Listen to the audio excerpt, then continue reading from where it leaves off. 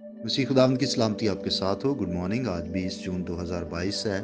मत्ती रसूल का अंजीली बयान और उसका नामा बाब 30वीं और 31वीं आयत में यूँ लिखा है, और उनकी आंखें खुल गईं और यीशु ने उनको ताकीद करके कहा, खबरदार, कोई इस बात को ना जाने। मगर उन्होंने निकल कर उस तमाम इलाका में उसकी शोहरत फैला दी।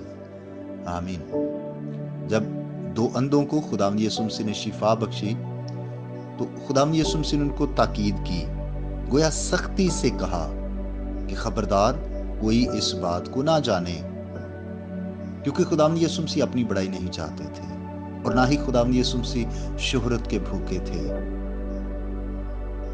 बाज उलमा का ख्याल है कि इस बात को पोशीदा रखने में खुदावंद यीशु मसीह ने कफरनहूम के लोगों से अपनी नाराजगी का इजहार किया कि इतने मौजज़े देखने के बावजूद वो ईमान नहीं लाए थे।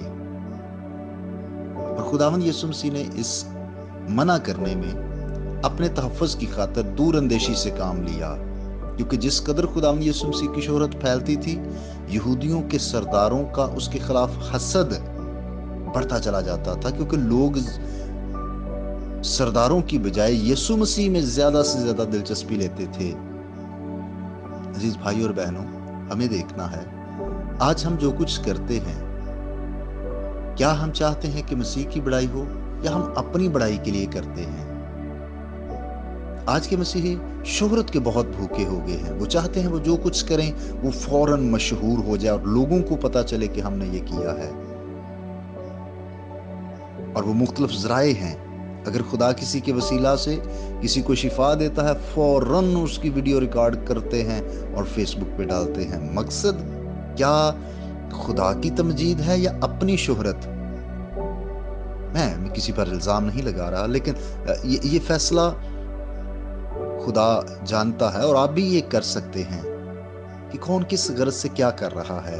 लेकिन हमें अपना मुहासबा करना है कि मैं और आप, हम कुछ भी ऐसा ना करें जिससे ये ज़ाहिर हो कि हम अपनी बड़ाई और अपनी शोहरत चाह रहे हैं, बल्कि ज़रूर है कि हम खुदावंद यीशु मसीह ही को इज़्ज़त और जलाल बख्शें, क्योंकि वो जलाल का बादशाह है।